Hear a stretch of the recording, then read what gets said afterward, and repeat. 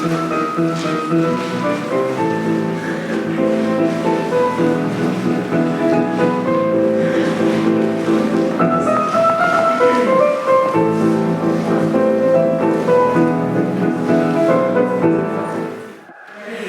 all so much for coming tonight. My name is Riegg. I haven't had the chance to meet you yet, and I've had the absolute privilege of getting to direct this show. So before we get started, I want to take just a couple of minutes and go over a little bit about who our group is, why we're doing what we're doing, and then just some details and logistics that hopefully will be helpful to you guys tonight. Oh yeah, I can take off my mask because I'm 6 feet away. Almost forgot, you get so used to it, right? Okay, so yeah, my name is Riegg, and this is the PickWick Theater Group. If you haven't already seen our name around places. This group started 6 years ago in a friend's backyard. It was me and a couple of friends, and we said, why wouldn't we want to put on a show? Let's do it. And so we did, and everything that could possibly go wrong went wrong. People's costumes fell off, our curtains with the blankets fell, they ripped down the middle, everything fell over, no one remembered a single line and not a single word could be heard. It was a disaster, but we all left that evening and we all said, this was really, really fun, we love theater. And so we did it again, and again, and again, and again, and now we're on our 6th show. And it's been such a blessing. I'm so grateful to God, because every show we've had an incredible group of people come and audition, and wonderful audiences just like you guys come and watch it. But partway through on our 2nd show, we sort of realized, what if we were to do this for more than just ourselves? What if this show was able to be not just about us and the audience and entertainment, but what if it was also to be about God and about helping other people?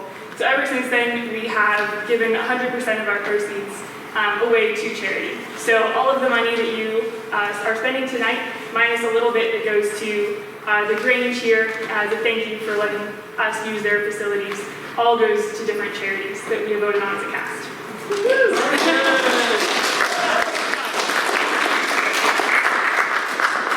So I don't want to talk too much longer, but as you all know, this year is different. We all get it. I don't want to say any more about it. You guys are sick of hearing how different this year is. But as a result, there's a couple different ways that you guys get to support the cast that might feel different than a normal show. So one of them, which you all are doing so well and I'm so grateful for, is wearing a mask. Thank you so much. Because we want to make sure that at the end of this show, we've got 8 more shows to do. So we want to make sure that our cast stays healthy and everyone in the audience stays healthy and is able to come back tomorrow to do 2 more. So please wear a mask. Please stay 6 feet apart if at all possible. Social distance. All your chairs are socially distanced and family groupings. Shouldn't be too difficult. And if you see any crew or cast member after the show is over who's not wearing a mask, it is because they have a medical exemption. Just so you know.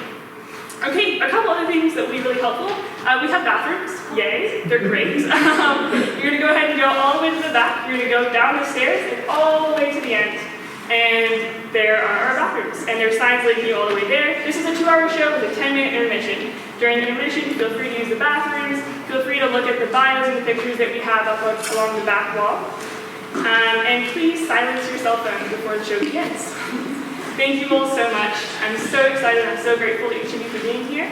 Sit back, relax, and please enjoy the importance of being earnest.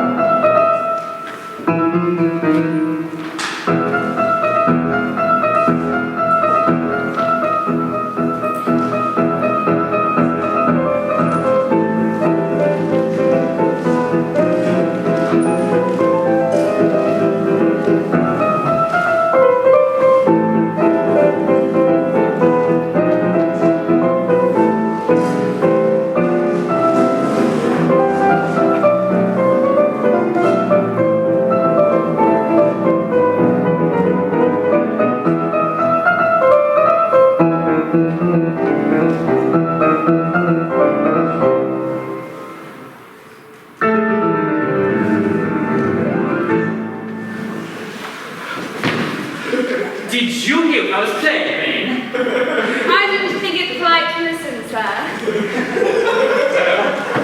I'm sorry for that, for your sake. I don't play accurately. Anyone can play accurately.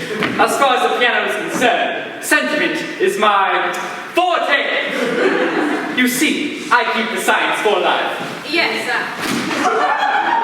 And speaking of the science of life, have you got those cucumber sandwiches cut with Lady Bracknell? Yes, sir. And by the way, Lady, I see from your book that on Thursday night, when Lord Shorman and Mr. Worthing were dining with me, 8 bottles of champagne are written as having been consumed. Yes, sir. 8 bottles and a pint. Might I ask, why is it in a bachelor's establishment would the servants invariably drink the champagne? I merely ask for information. I attribute it to the superior quality of the wine, sir. I've often observed that in married households, the champagne is rarely the first straight round. Good heavens! Is marriage so demoralizing as that? I believe it is a very pleasant state, sir. I've had very little experience of it myself up to the present. I've only been married once, and that was a consequence of a misunderstanding between myself and a young person. I don't know that I am much interested in your family life, Vane. No, sir, it is not a very interesting subject. I rarely think of it myself. Very natural, I am sure. And that will do, Lane. Thank you. Thank you, sir. Lane's views on marriage seem somewhat lax. Really, if the lower orders don't set us a good example, what on earth is the use of them? They seem, as a class, to have no sense of moral responsibility. Mr. Earnest Worthing. How are you, my dear Earnest? What brings you to town? Oh, pleasure, pleasure. What else should bring one anywhere?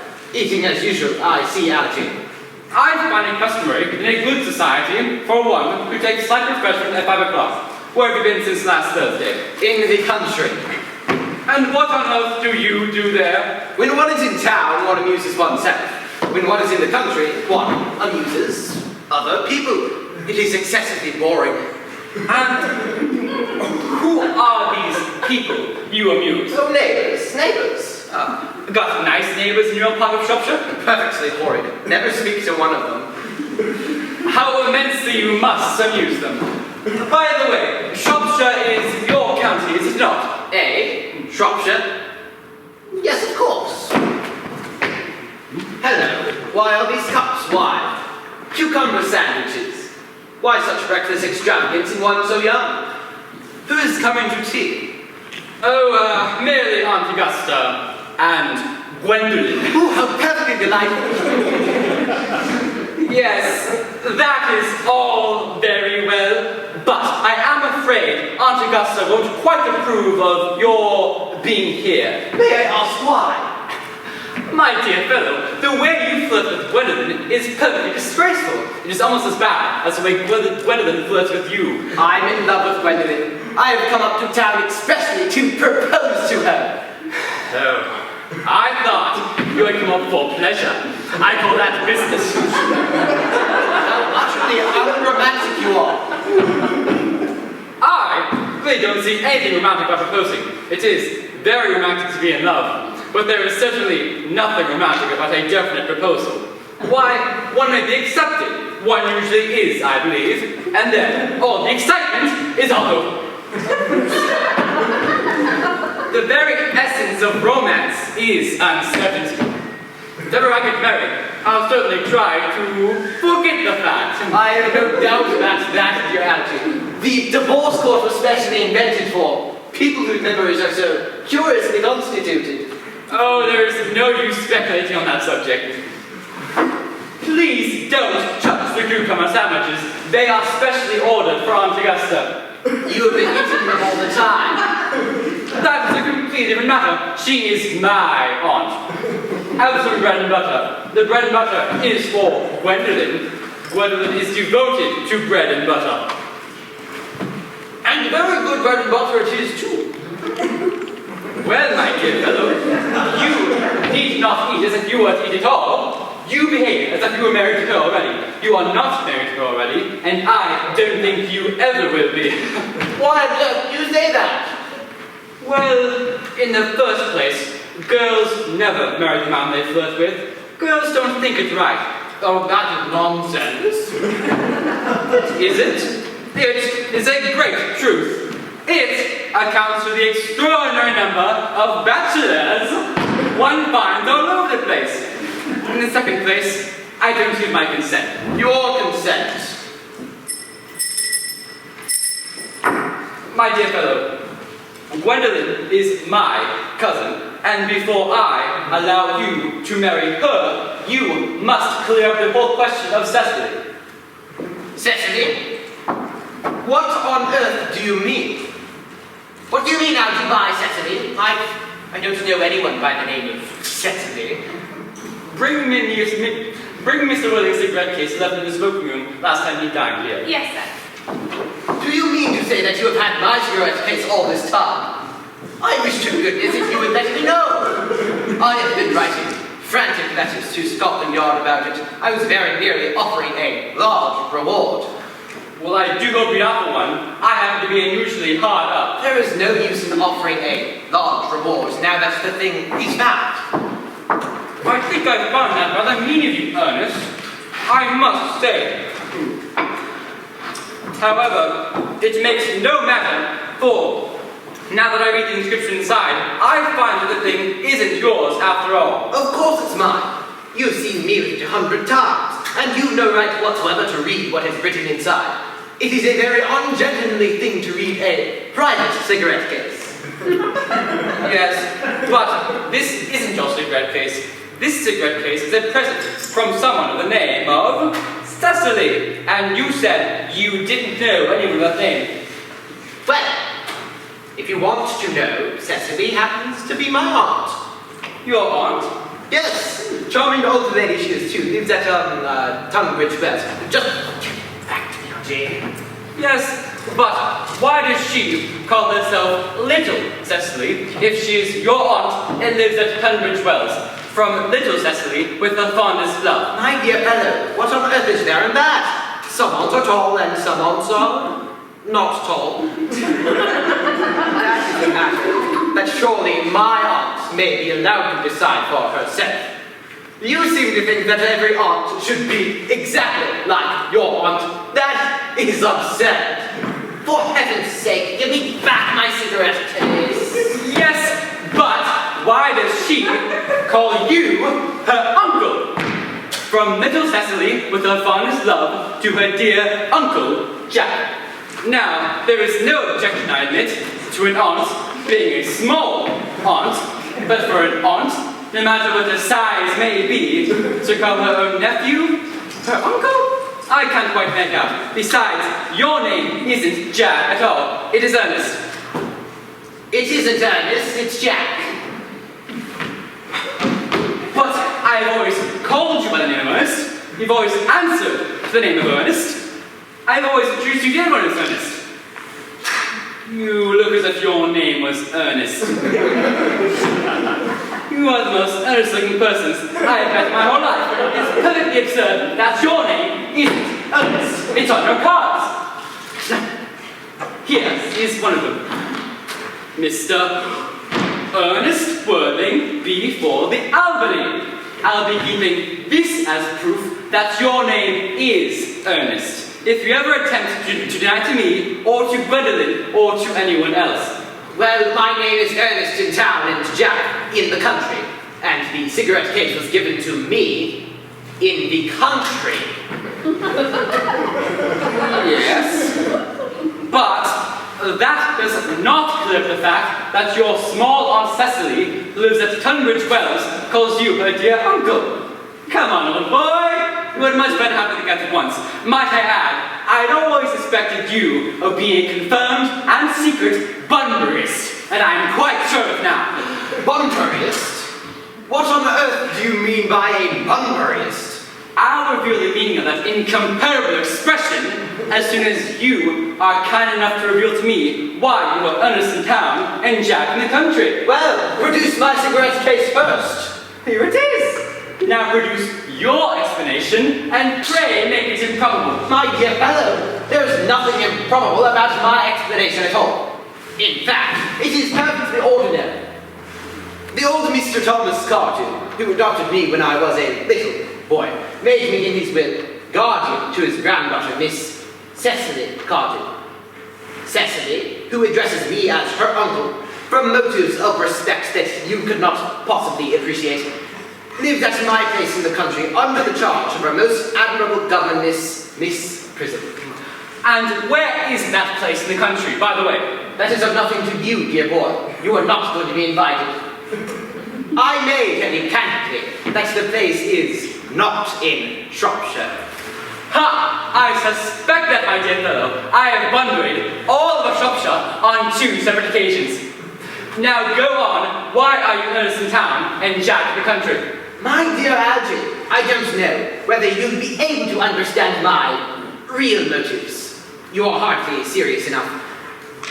When one is placed in the position of guardian, one has to adopt a very high moral tone on all subjects. It's one's duty to do so. And as a high moral tone can hardly be said to conduce very much to either oneself or one's happiness. In order to get up to town, I have always pretended to have a younger brother of the name of Earnest, who lives in the outlay and always gets into the most dreadful scrapes. That, my dear boy, is the whole truth, pure and simple. No. What you really are is a bunderist. I was quite right in saying you are a bunderist. You're one of the most advanced bunderists I know. What on earth do you mean? My dear fellow, you invented a very useful younger brother called Earnest in order that you may go into town whenever you like. I invented a very invaluable permanent invalid called Bunbury in order that I may go to the country whenever I choose. You see, Bunbury is perfectly invaluable. If it wasn't for Bunbury's extraordinary bad health, for instance, I wouldn't be down to a blizzard tonight, when in fact I have been engaged to Aunt Augusta for over a week. I haven't asked you to dine with me anywhere tonight. I know. You are absurdly careless for sending out invitations. Nothing annoys people as much as not receiving invitations. You had much better dine with your Aunt Augusta. I haven't the smallest intention of doing anything of the kind. I dine with her on Monday, and once a week is far enough to dine with one's own relations. Besides, now that I know you to be a confirmed bunderist, I naturally want to talk to you about Bunbury. I want to give you the rules. I'm not a Bunburyist at all. If Gwendolyn accepts me, I am going to kill my brother. Indeed, I think I'll kill him in any case. Cecily is a little too much interested in him. It is rather a bore. So I'm going to get rid of Earnest, and I strongly advise you to do the same with your invalid friend who has the absurd name. Nothing will induce me to part with Bunbury. If ever you get married, which seems to be extremely problematic, you will be very glad to know Bunbury. A man who marries without knowing Bunbury has a very tedious time of it. For heaven's sake, don't try to be cynical. It is perfectly easy to be cynical. It isn't easy to be anything nowadays. There's so much beastly competition about. Aunt Augusta should be here soon. That must be Aunt Augusta. Only relatives, or creditors, ever ring that ordinary manner. If I can get her out of your way for 10 minutes, so that you have an opportunity for proposing to Gwendolyn, may I dine with Willis tonight? I suppose so, if you want to. Yes, if you are serious about it. I hate people who are not serious about meals. It is so shallow of them. Lady Bracknell and Miss Fairfax. Good afternoon, dear Algernon. I hope you are behaving very well. I am feeling well, Aunt Augusta. That's not quite the same thing. In fact, the two things rarely go together. Dear me, you are smart. I am always smart. Am I not, Mr. Worthing? You are quite perfect, Miss Fairfax. Oh, I hope I'm not that. It would leave no room for developments, and I intend to develop in many directions. I'm sorry if we are a little late here, Algernon, but I was obliged to call on dear Lady Harbury. I hadn't been there since her poor husband's death. I never saw a woman so altered before. She looks quite 20 years younger. And now, I'll have a cup of tea and one of those nice cucumber sandwiches you promised me. Certainly, Aunt Augusta. Won't you come and sit here, Gwendolyn? Thank you, Mamma. I'm quite comfortable where I am. Good heavens. Lane, why are there no cucumber sandwiches? I had them specially ordered. There were no cucumbers in the market, sir. I went down twice. No cucumbers? No, sir. Not even for ready money. That will do, Lane. Thank you. Thank you. Aunt Augusta, I am greatly distressed about there being no cucumbers, not even for ready money. It really makes no matter, Algernon. I had some crumpets with Lady Harbury, who seems to me to be living entirely for pleasure now. I hear her hair has turned quite gold from grief. It certainly has changed its color, from what cause I of course cannot say. Thank you. I've quite a treat for you tonight when you come for dinner. Aunt Augusta, I shall have to give up the pleasure of dining with you tonight, after all. I hope not, Algernon. It would put my table completely out. Your poor uncle would have to dine upstairs. Fortunately, he is accustomed to that. That is a great bore, and I need not say a great disappointment, but the fact is, I just received a telegram to say that my poor friend Bunbury has gone very ill again. They seem to think I should be with him. It is very strange. This Mr. Bunbury seems to suffer from curiously bad health. Yes, Bunbury is a dreadful invalid. Well, I must say, Algernon, that I think it is high time that this Mr. Bunbury made up his mind whether he was going to live or to die. This shilly-shallying of the question is absurd. Nor do I, in any way, approve of the modern sympathy with invalids. I consider it morbid. Illness of any kind is hardly a thing to be encouraged in others. Health is the primary duty of life. I'm always telling that to your poor uncle, but he never seems to take much notice, as far as any improvement in his ailment goes.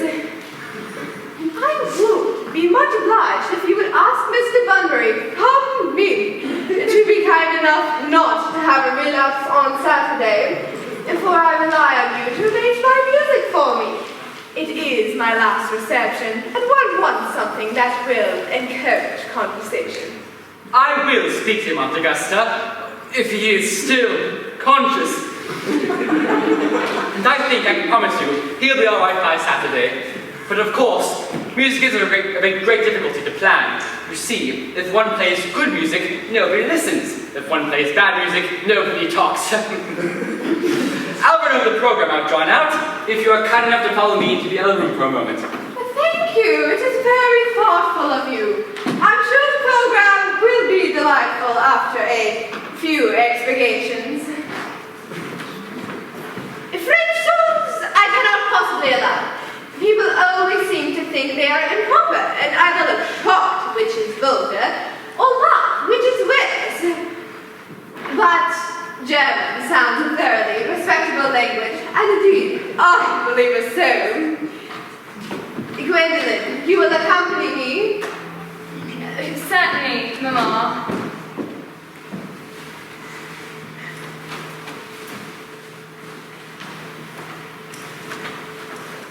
Charming day it has been, Miss Fairfax. Pray don't talk to me about the weather, Mr. Worthing. Whenever people talk to me about the weather, I always feel they mean something else, and that makes me so nervous. Well, I do mean something else. I thought so. In fact, I'm never wrong. And I would like to be allowed to take advantage of Lady Bracknell's temporary absence. I would certainly advise you do so, For Mamma has a way of coming back suddenly into a room that I have often had to speak to her about. Miss Fairfax, ever since I have met you, I have admired you more than any girl I've ever met since I've met you. Yes, I am quite well aware of that. And I often wish that in public, at any rate, you had been more demonstrative. For me, you have always had an irresistible fascination. Even before I met you, I was far from indifferent to you. We live, as I hope you know, Mr. Worthing, in an age of ideals. The fact is constantly mentioned in the more expensive monthly magazines, and has reached the provincial pulpits, I am told, and my ideal has always been to love someone of the name of Earnest. There is something in that name that inspires absolute confidence. The moment Algernon first mentioned to me that he had a friend called Earnest, I knew I was destined to love you. You really love me, Gwendolyn. Passionately. Darling, you do not know how happy you have made me. My own Earnest. But you don't mean to say that you couldn't love me if my name wasn't Earnest. But your name is Earnest. Yes, I know it is. But supposing it was something else, do you mean to say that you couldn't love me then? That is clearly a metaphysical speculation, and like most metaphysical speculations, has very little reference at all to the actual facts of real life as we know them. Personally, darling, to speak quite candidly, I don't much care about the name Earnest. I don't think it suits me at all. It suits you perfectly. It is a divine name. It has a music of its own. It produces vibrations. Well, really, Gwendolyn, I must say that I think there are lots of other much nicer names, I think. Jack, for instance, a charming name. Jack? No, there is very little music in the name Jack, if any at all. Indeed, it does not thrill. It produces absolutely no vibrations. I have known several Jacks, and they all, without exception, were more than usually plain. And besides, Jack is a notorious domesticity for John, and I pity anyone who is married to a man called John. She would probably never be allowed to know the entrancing pleasure of a single moment's solitude. The only really safe name is Earnest. Gwendolyn, I must get christened at once. I mean, we must get married at once. There is no time to be lost. Married, Mr. Worthing? Well, surely. You know that I love you, and you led me to believe that you were not absolutely indifferent to me. I adore you, but you haven't proposed to me yet. Nothing has been said at all about marriage. The subject has not even been touched on. Well, may I propose to you now? I think it would be an admirable opportunity. And to spare you any possible disappointment, Mr. Worthing, I think it is only fair to tell you quite frankly beforehand that I am fully determined to accept you. Gwendolyn! Yes, Mr. Worthing, what have you got to say to me? You know what I have got to say to you. Yes, but you didn't say it. Gwendolyn, will you marry me? Of course I will, darling. How long you have been about it. I'm afraid you've had very little practice in how to propose. My own one. I have never loved anyone in the world but you. Yes, of course, but men often propose for practice. I know my brother Gerald does. All my girlfriends tell me so. What wonderfully blue eyes you have, Earnest. They're quite blue.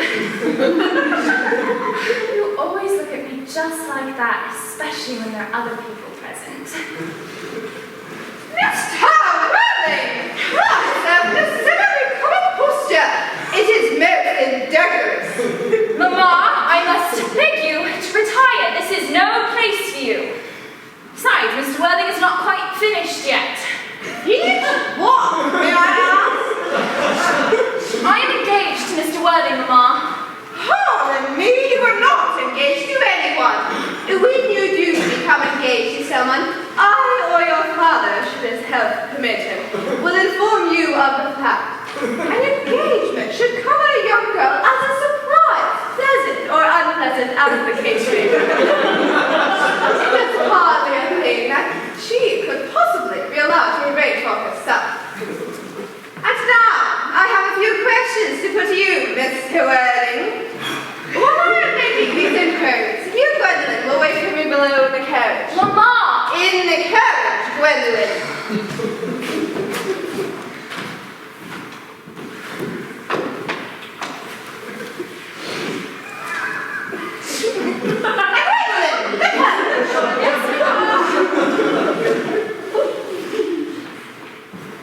You may take a seat, Mr. Worthing. Thank you, Lady Bracknell. I prefer standing.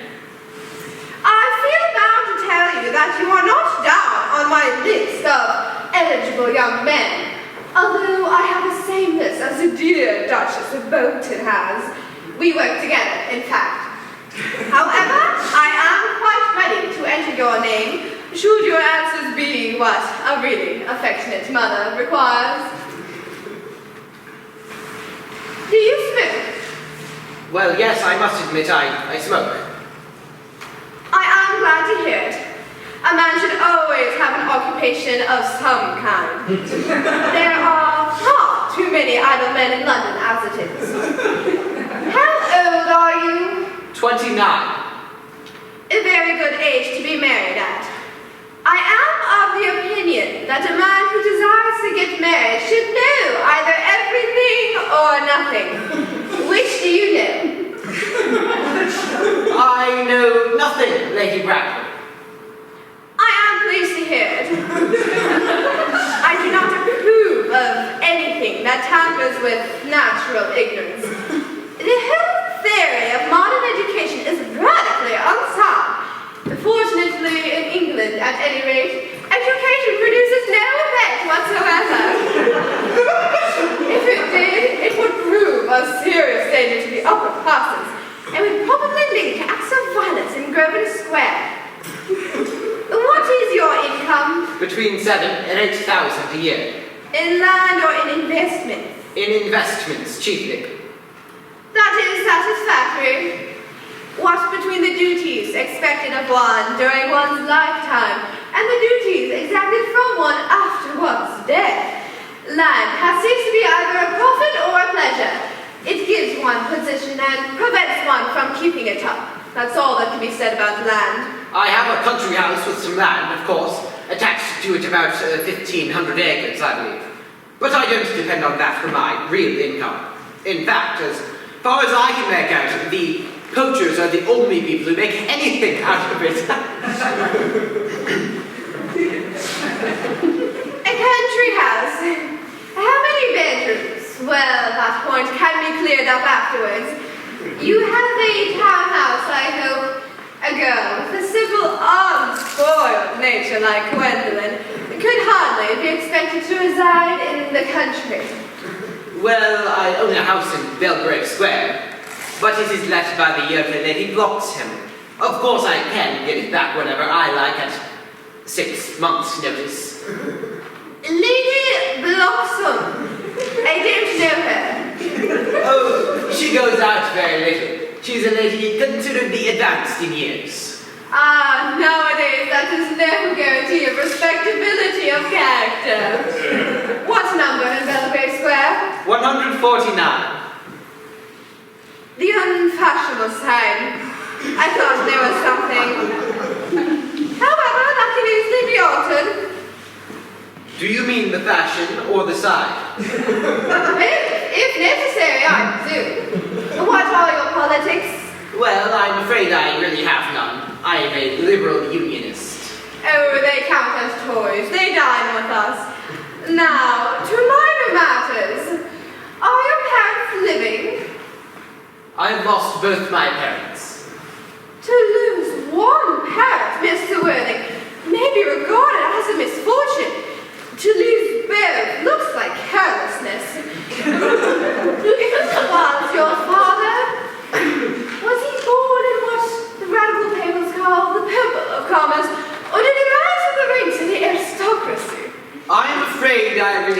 don't know. The fact is, Lady Bracknell, I said I had lost my parents. It would be nearer the truth to say that my parents seem to have lost me. I don't actually know who I am by birth. I was found. Found? The late Mr. Thomas Gardew, an old gentleman of a very charitable and kindly disposition, found me and gave me the name of Worthing, because he happened to have a first-class ticket for Worthing in his pocket at the time. Worthing is a place in Sussex. It is a seaside resort. Where did this charitable gentleman who had a first-class ticket to this seaside resort find you? In a handbag. A handbag! Yes, Lady Bracknell. I was in a somewhat large, old carpet handbag with handles to it. An ordinary handbag, in fact. In what locality did this Mr. James or Thomas Gardew come across this ordinary handbag? In a cloakroom at Victoria Station. It was given to him in mistake for his own. A cloakroom at Victoria Station? Yes, the Brighton line. The line is immaterial. Mr. Worthing, I confess I feel somewhat bewildered by what you have just told me. To be born, or at any rate bred, in a handbag, whether it had handles or not, it seems to me to show a contempt for the ordinary decencies of family life that reminds one of the worst successes of the French Revolution. And I presume you know what that unfortunate movement led to? As for the particular locality in which the handbag was found, a cloakroom at a railway station might serve to conceal a social indiscretion, but it can hardly be regarded as a recognized position in good society.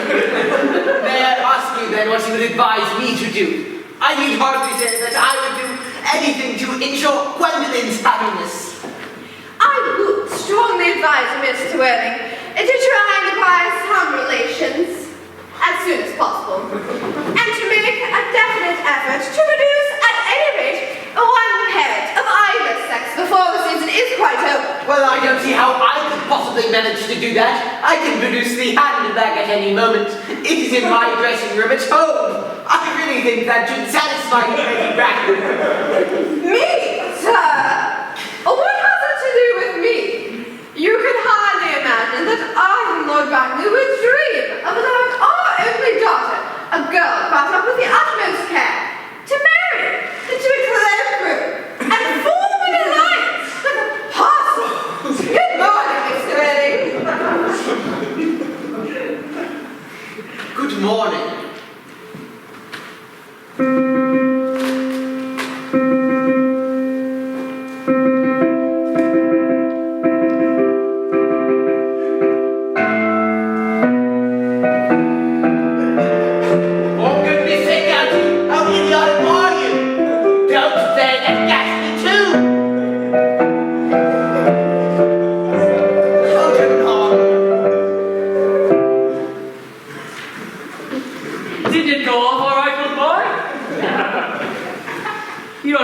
Gwendolyn abused you.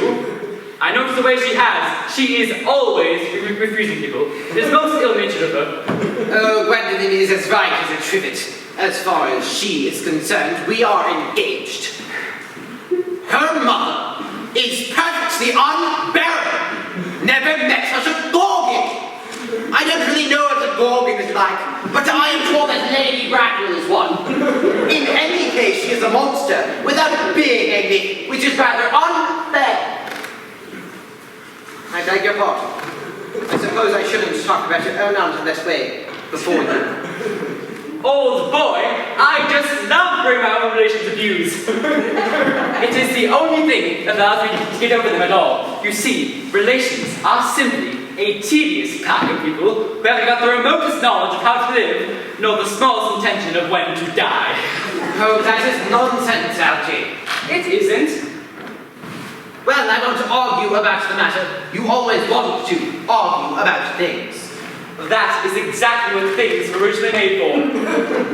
Upon my word, if I thought that I'd shoot myself. You don't think there is any chance of Gwendolyn becoming like her mother in about 150 years? All women become like their mothers. That is their tragedy. No man does. That is his. Is that clever? It was perfectly phrased, and as true as any observation in civilized life should be. By the way, have you told Gwendolyn yet the truth about your being Earnest in town and Jack in the country, and of your brother, of your profligate Earnest? Oh, before the end of the week I shall have got rid of him. I'll say he died in Paris of apoplexy. Lots of people die of apoplexy quite suddenly, don't they? Yes, but it's hereditary, my dear fellow. It's the sort of thing that runs in families. You would much better say a severe chill. And you're sure that a severe chill is not hereditary, or anything of that kind? Of course it isn't. Very well then. My poor brother Ernest, too carried off suddenly in Paris by a severe chill. That gets rid of him. But I thought you had said that Miss Cecily Carter was taking a little too much interest in your poor brother Ernest. Won't you take his loss a good deal? Oh, that is all right. Cecily is not a silly, romantic girl, I'm glad to say. She's got a capital appetite, goes on long walks and pays no attention at all to her lessons. I would like to see this Cecily sometime. I will take very good care that you never do. She's excessively pretty, and only just 18. Have you told Gwendolyn the truth yet about your excessively pretty young ward, who is only just 18? Oh, one doesn't blurt these things out to people. Cecily and Gwendolyn are perfectly certain to be extremely great friends. I'll bet you anything you like that half an hour after they've met, they'll be calling each other sister. Women only call each other that after they call each other a lot of other things first.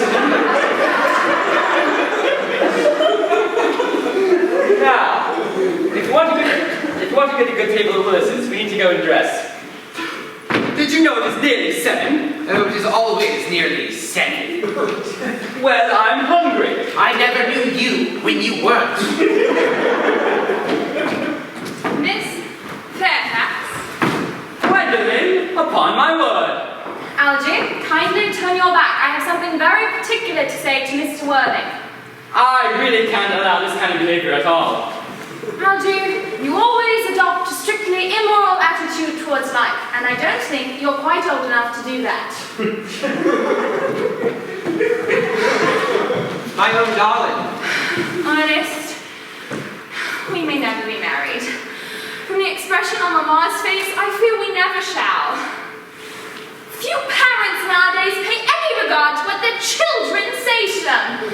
The old-fashioned respect for the young is fast dying out. Whatever influence I ever had over Mamma, I lost at the age of 3. But although she may prevent us from becoming man and wife, and we may marry someone else, and marry often, nothing she can possibly do can alter my eternal devotion to you. Dear Gwendolyn. The story of your romantic origin, as related to me by Mamma with unpleasing comments, has naturally stirred the deeper fibers of my nature. Your Christian name has an irresistible fascination.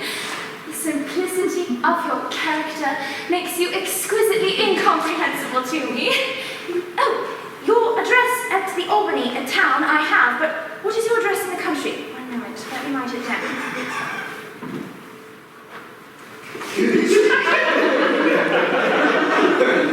The Manor House, Wilde, Hertfordshire. There is good postal service there, I suppose. It may be necessary to do something desperate. That, of course, will require serious consideration. I will communicate with you daily. My own one. How long do you remain in town? Till Monday. Good. Algy, you may turn round now. Thanks. I've turned round already. And you may also ring the bell. You will let me see you to your carriage, my own darling. Certainly. I will see Miss Fairfax out. Yes, sir. A coach, please. Yes, sir. To Tomorrow, Lane, I'm going Bunbury. I shall not be back until Monday. But wear my dress clothes, my smoking jacket, and all the Bunbury suits. Yes, sir. I hope tomorrow is a fine day, Lane. It never is, sir. Lane, you're a perfect pessimist. I do my best to give satisfaction, sir. There's a sensible, intellectual girl. The only girl I've ever cared for in my life. What on earth are you so amused at? Oh, I'm just a little anxious about poor Bunbury, that is all. If you don't take care, your friend Bunbury will get you into a serious scrape someday. Oh, I just love scrapes. They're the only things that are never serious. Oh, that is nonsense, Algie. You never talk anything but nonsense. Nobody ever does.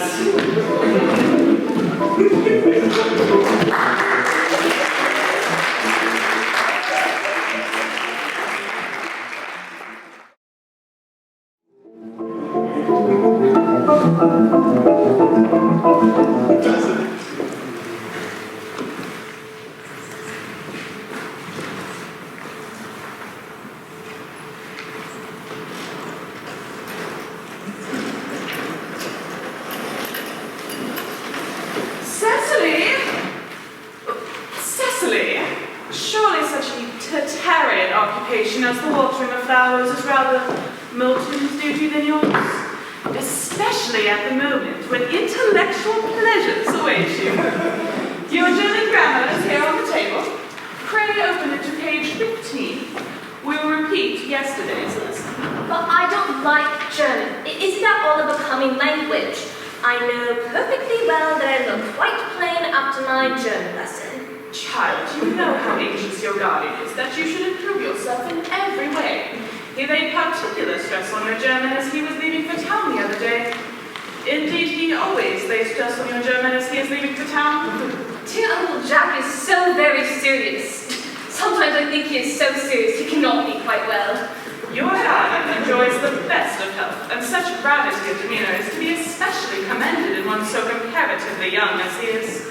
I know no one who has a higher sense of duty and responsibility. I suppose that's why he often looks a little bored when we three are together. Cecily, I'm surprised at you. Mr. Worthing has had many troubles in his life. Idle merriment and triviality would be out of place in his conversation.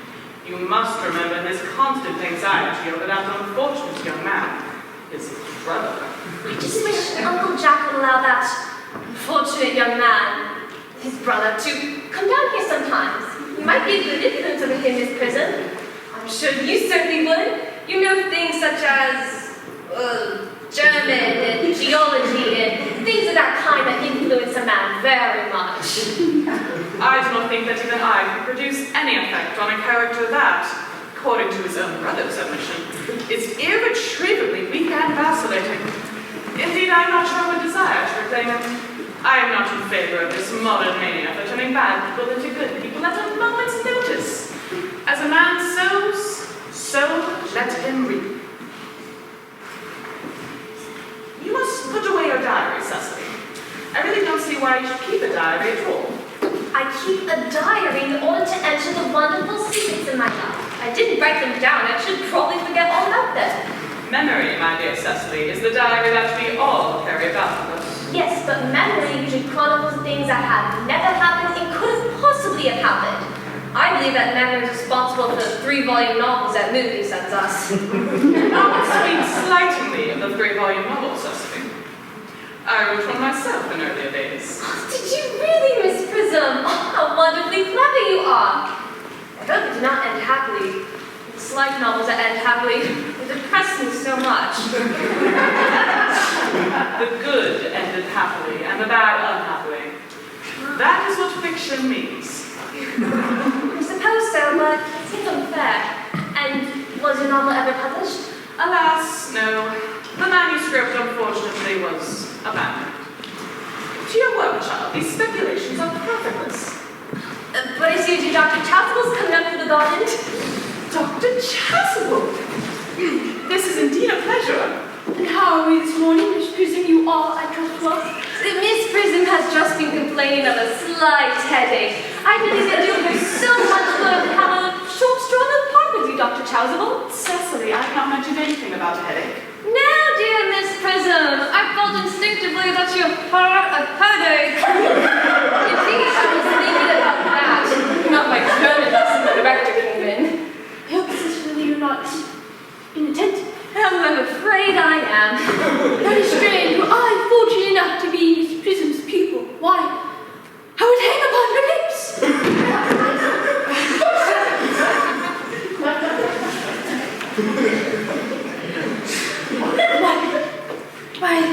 I spoke really for it. My uniform is drawn from bees. I suppose Mr. Worthing has not returned from the town yet? We do not expect him till Monday afternoon. Monday. Oh yes, he usually likes to spend his Sunday in London. He's not one of those whose sole aim is enjoyment. Has by all accounts an unfortunate young man, his brother says. But I must not disturb Agiria and her pupil anymore. Agiria? My name is Letitia, Doctor. A classical allusion merely, drawn from pagan authors. I will no doubt see both at evensong. I think it's Doctor. I will have a stroll with you. I find I have a headache, after all, and a walk might do us good. With pleasure, Miss Prism, with pleasure. We might go as far as the school from there. That would be delightful. Oh. Cecily, you'll read your political economy in my absence. The chapter on the fall of the rupee you may omit. It is somewhat too sensational. Even these metallic problems have their melodramatic side. Horrid political economy, horrid geography, and horrid journey. Mr. Ernest Worthing has just driven up from the station. He has brought his luggage with him. Mr. Ernest Worthing before the avenue. Did you tell them Mr. Worthing was in town? Yes. He seemed very much disappointed. I mentioned that you and Miss Prism were here in the garden. He seemed anxious to speak with you privately for a moment. Oh, pray, ask him to come out here. And I suppose I better talk to the housekeeper about a room for him. Yes, miss. I have never met any really wicked person before. I feel rather frightened. I'm so afraid he'll look like everyone else. He does. You must be my cousin Cecily, I'm sure. Must be under some strange mistake. I am not little. I believe I'm more than usually tall for my age. But yes, I am your cousin Cecily. You, I see from your card, are Uncle Jack's brother, my cousin Ernest. My wicked cousin Ernest. Oh, I'm really not that wicked, cousin Cecily. You mustn't think that I am wicked. Well, if you are not, then you have certainly been deceiving us in a quite inexcusable manner. I hope you're not leading a double life, pretending to be bad and really being good all along. That would be hypocrisy. Well, of course I have been rather reckless. I'm glad to hear it. In fact, now that you mention the subject, I have been very bad, in my own small way. I don't think you should be so proud of that, though I'm sure it must have been very pleasant. It is much pleasanter being here with you. I can't understand her here at all. Uncle Jack won't be here till Monday afternoon. That is a great disappointment. But I am obligated to go on the first train Monday morning. I have an important business meeting that I am anxious to miss. Well, couldn't you miss it anywhere else but in London? No, the appointment is in London. I know how important it is not to keep a business engagement if one wants to retain any sense of the beauty of life, but I think you better wait till Uncle Jack arrives. I know he'd like to speak to you about your emigrating. My what? Your emigrating. He's got to buy your outfit. Oh, I certainly wouldn't let Jack buy my outfit. He has absolutely no taste in neckties at all. I don't think you'll be requiring any neckties. Uncle Jack is sending you to Australia. Australia? I'd sooner die. Well, he said that Wednesday at dinner figured that you'd have to choose between this world, the next world, and Australia. Well, the accounts I've received for Australia and the next world are not particularly encouraging. This world is good enough for me, Cousin Cecily. Yes, but are you good enough for it? I'm afraid I am not that.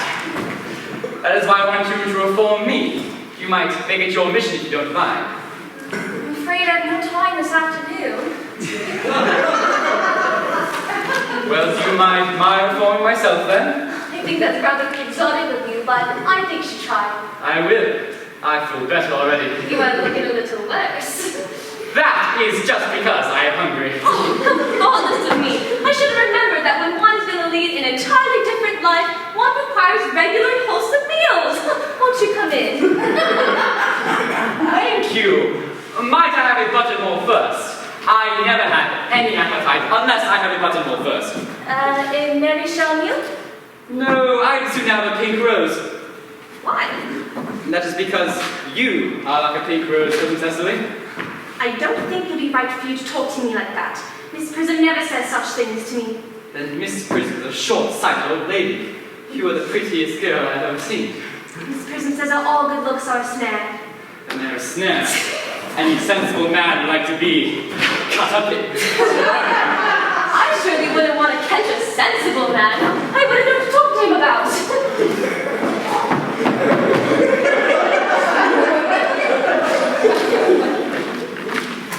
You are much too alone, dear doctor. You should get married. A misanthrope I can understand. A woman thrope, never. Believe me, I do not deserve so neologistic a phrase. The precept as well as the practice of the primitive church was distinctly against matrimony. That is obviously the reason why the primitive church has not survived up until the present day. And you do not seem to realize, dear doctor, that by persistently remaining single, a man converts himself into a permanent public temptation. Men should be more careful. This very celibacy leads weaker vessels astray. But is a man not equally attractive when he is married? No married man is ever attractive. Except to his wife. And often I have talked not even to her. That depends on the intellectual sympathies of the woman. Maturity can always be depended on. Ripeness can be trusted. Young women are green. I spoke horticulturally. My metaphor was drawn from fruits. Where is Cecily? Perhaps she follows the schools. Mr. Worthing? This is indeed a surprise. We did not expect you till Monday afternoon. I have returned sooner than I expected. Dr. Chosby, I hope you are well. Dear Mr. Worthing, I trust that this garb of woe does not betoken some terrible calamity. My brother. More shameful depths of extravagance. Still leading his life pleasure. Dead. Your brother, Earnest, dead? Quite dead. What's a lesson for him? I trust he will profit by it. Dear Mr. Worthing, I offer my sincere condolence. At least you have the consolation of knowing that you are the most generous and forgiving of brothers. Poor Ernest. He had many faults, but this is a sad blow. Very sad indeed. Were you with him at the end? No, he died abroad in Paris, in fact. I had a telegram last night from the manager of the Grand Hotel. Was the cause of death mentioned? A severe chill stings. Since a man so shall he read it. Charity, dear prison. Charity. None of us are perfect.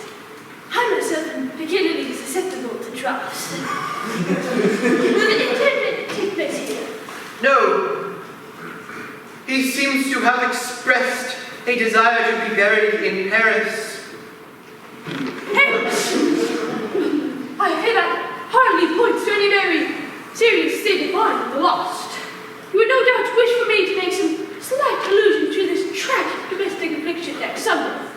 My sermon on the meaning of manna in the wilderness can be adapted to fit almost any occasion. Joyful, or in the present case, distressing. I have preached it at harvest celebrations, at christenings, at confirmations, and on days of humiliation. The last time I preached it was in the cathedral, as a charity sermon on behalf of the Society for the Prevention of the Discontent among the upper orders. The bishop who was present was much struck by some of the analogies I drew. Ah, that reminds me, Dr. Johnson. You mentioned christenings, I think. I suppose you know how to christen, all right. I mean, you are continually christening, aren't you? But is there any particular infant in whom you are interested, Mr. Worthing? I believe your brother was unmarried, was he not? Oh, yes. People who live entirely for pleasure usually are. But this is not for any child, dear doctor. I'm very fond of children. No, the fact is that I would like to be christened myself this afternoon, if you have nothing better to do. But surely, Mr. Worthing, you have been christened already. I don't remember anything about it. Have you any grave doubts on the subject? I certainly intend to have. Of course, I don't know if the thing would bother you in any way, or if you think that I'm a little too old now.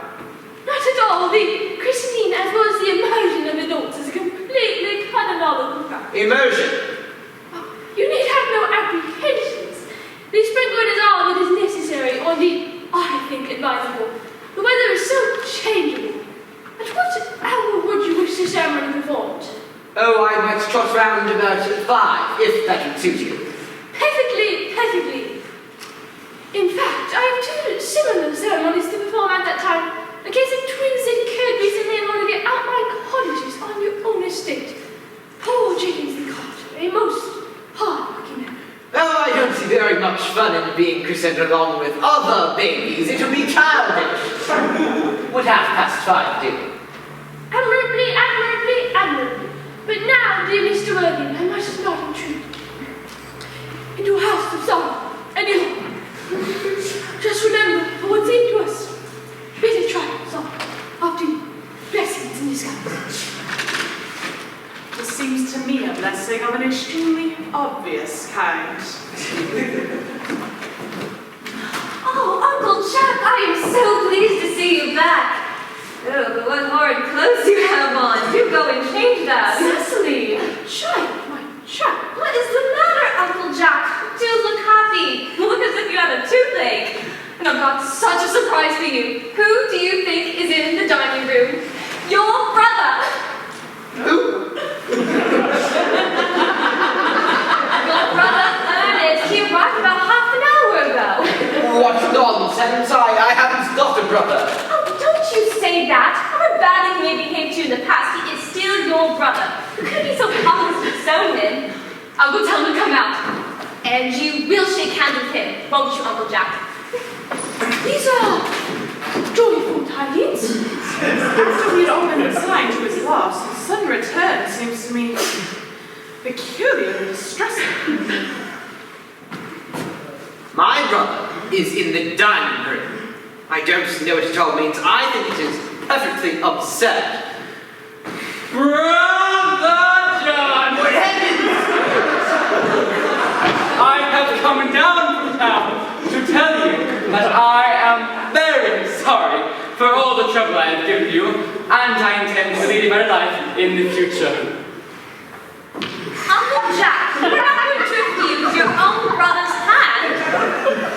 Nothing will induce me to take his hand. I think it's coming down here disgraceful. He knows perfectly well why. Do be nice. There is some good in everyone. Ernest has just been telling me about his poor invalid friend, Mr. Bunbury, who he used to have in some office. Surely there must be good in one who is kind to an invalid, one who leaves the pleasures of London to sit by a bed of pain. Oh, he's been talking about Bunbury, has he? Yes, he's been telling me about Mr. Bunbury and his terrible state of health.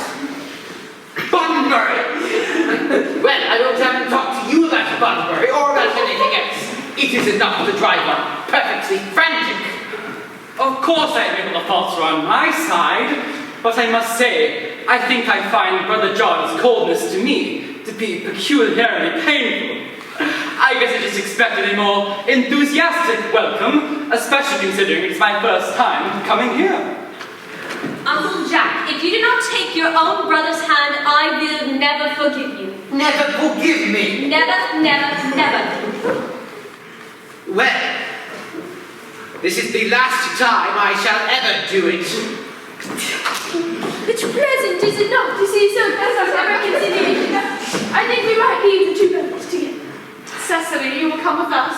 Certainly, Miss Prism. My little task of reconciliation is over. You've done beautiful offering today, John. We must not be mature in our judgments. I feel very happy.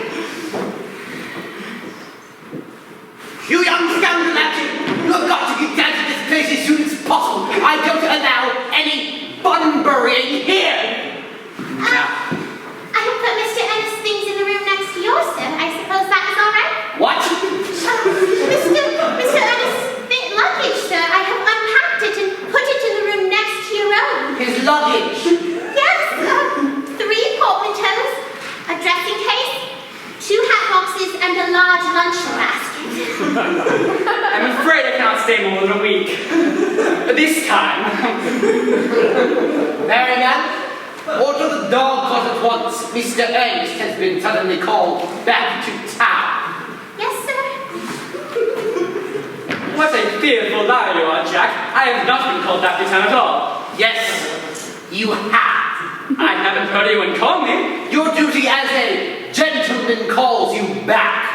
My duty as a gentleman has never interfered with my pleasures in the smallest degree. I can quite understand that. Well, Cecily is a darling. You're not to talk about this card like that. I don't like it. Well, I don't like your clothes. You look perfectly ridiculous in them. Why on earth don't you go up and change? You are perfectly challenged to be in deep mourning for the fact that I am going to be spending a whole week with you and your house as a guest. I call it grotesque. You are certainly not staying with me for a whole week as a guest or as anything else. You have got to go by the 4:05 train. I am certainly not leaving out to let know you to be in deep mourning. To be most unfriendly. I suppose if I were in mourning, you would stay with me. If you didn't, I think it most unkind. Well, will you go if I change my clothes? Yes, if you don't take so long. I never saw anyone take so long to dress with such little result. Well, at any rate, it is better than always being overdressed as you are. If I am occasionally a little overdressed, I make up for it by being always immensely overeducated. Your vanity is ridiculous. Your conduct an outrage, and your presence in my garden utterly absurd. However, you have got to catch the 4:05, and I hope you have a pleasant journey back to town. This bunburying, as you call it, has not been a very great success for you. I think it has been a great success. I'm in love with Cecily, and that is everything. But I must see her again before I leave to set up the Bunbury. Ah, there she is. Oh, I immediately came back to one of the roses. I thought you were Uncle Jack. Ah, he's gone to call the dog off for me. Oh, is he going to take you for a nice drive? He's going to send me away. Then we have to part? I'm afraid so. It is very painful parting. The dog cart is in the door, sir. He can wait, Merriman, for 5 minutes. Yes, miss. Cecily, I hope I don't offend you when I state quite frankly and openly that I find you to be, in every way, the very visual personification of absolute perfection. I believe your frankness is a great credit, Ernest. If you allow me, I'll copy your remarks into my diary. Do you really give a diary? I'd give any to look at it. May I? Oh, no. You see, it is simply a very young girl's record over thoughts and impressions, consequently meant for publication. When it comes out in volume form, I hope you will order a copy. But pray, Ernest, don't stop. I'd like you taking down an invitation. I have reached absolute perfection. Go on, quite ready for more.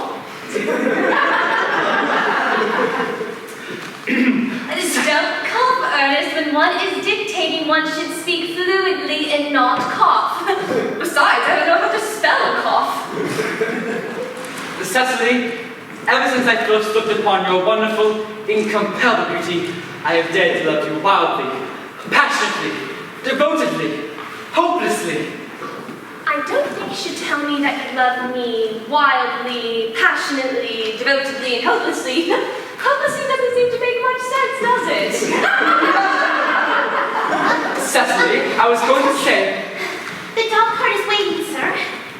tell her to come by next week at the same hour. Yes, sir. I think Uncle Jack would very much know if he knew staying on till next week at the same hour. I don't care about Uncle Jack. I don't care about anyone else in the whole world but you. I love you, Cecily. You'll marry me, won't you? You silly boy, of course! Like, we've been engaged for the past 3 months. For the past 3 months. Yes, it will be exactly 3 months on Thursday. But how did we become engaged?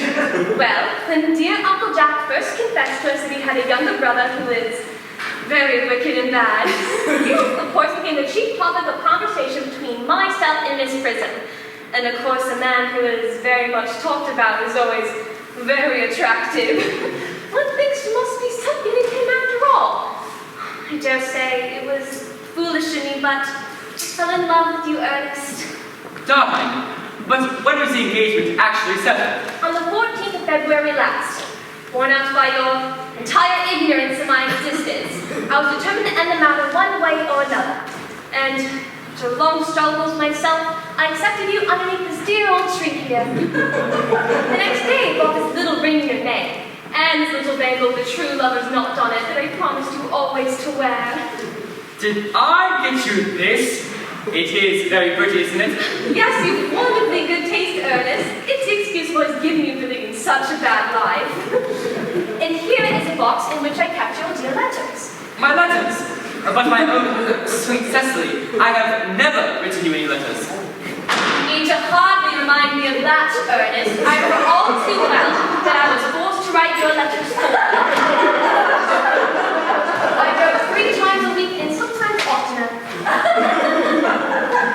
Oh, do let me read them, Cecily. Oh no, it would make you far too conceited. 3 that you wrote me right after I had broken off the engagement are so beautiful. And so badly spelled. I can't help but cry a little when reading them. But was our engagement ever broken off? Well, of course it was. On the 22nd of March. You can see the entry if you like. Today, I broke off my engagement with Ernest. I feel it's better to do so. The weather still continues charming. But what on earth induced you to break off our engagement, Cecily? What had I done?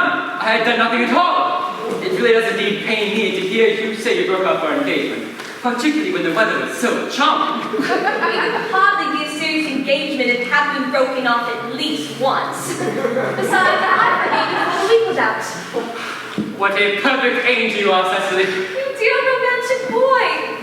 I hope your hair curls naturally, does it?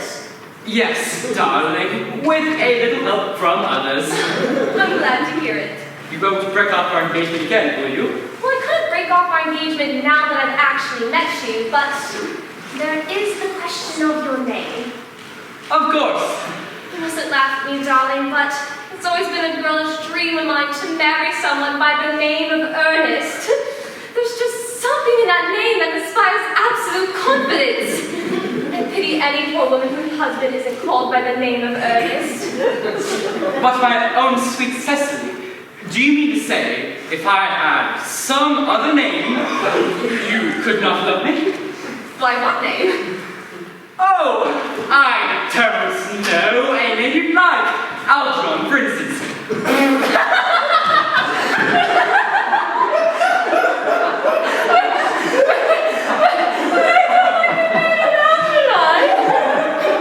But my own sweet, loving darling. I really don't see any any reason you should object to the name Algernon. In fact, Algernon is an aristocratic name. Did you know over half the chaps in the bankruptcy courts have the name Algernon? But seriously, Cecily, if my name really was Algie, couldn't you love me? I might respect you for your character, Ernest, and I might admire you, but I'm afraid I couldn't give you my undivided attention. Cecily, your rector here is experienced with all the rites, practices, and rituals of the Christian Church. Yes, Dr. Charles was a very learned man. I shall see at once for an important christening. Important business. Oh. I shan't be gone more than half hour. Oh, considering that we've been engaged since February the 14th, and we've only met for the first time today, I think it'd be rather hard for you to leave me more than a period of a half hour. Couldn't you make it 20 minutes? I'll be back in no time.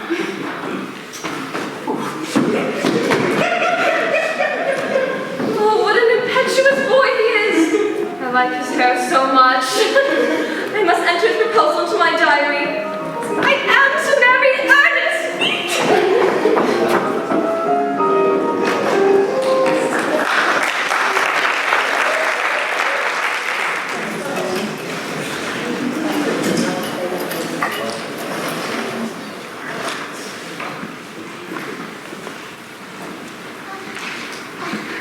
Miss Fairfax has called to see Mr. Worthing on very important business at Miss Fairfax states. Is it Mr. Worthing in his library? Mr. Worthing went in the direction of the rectory some time ago. Oh, pray, ask the lady to come out here. Could you bring us some tea? Yes, miss. Miss Fairfax. Oh, I'm sure she's one lovely, elderly woman who's associated with Uncle Jack in his philanthropic work in London. Miss Fairfax. Pray, let me introduce myself to you. I'm Cecily Cardew. Cecily Cardew? What a very sweet name. Something tells me we're going to be great friends. I like you already more than I can say. And my first impressions of people are never wrong. How nice of you to like me so much after a comparatively short time of knowing each other. Oh, pray sit down. I may call you Cecily, may I not? If you wish. And you will always call me Gwendolyn, won't you? With pleasure. And that is all quite settled then, is it not? I hope so. Perhaps this might be a favourable opportunity for my mentioning who I am. My father is Lord Bracknell. You have never heard of Papa, I suppose? I don't think so. Outside of the family circle, Papa is entirely unknown. And I think that is quite as it should be. For Papa seems to me to be the proper sphere for a man. And indeed, when a man begins to neglect his domestic duties, he becomes painfully effeminate, does he not? And I don't like that. It makes men so very attractive. Oh, Cecily, Mamma, whose views on education are remarkably strict, has brought me up to be extremely short-sighted. It is part of her system. So do you mind my looking at you through my glasses? Oh, not at all, Gwendolyn. I am very fond of being looked at.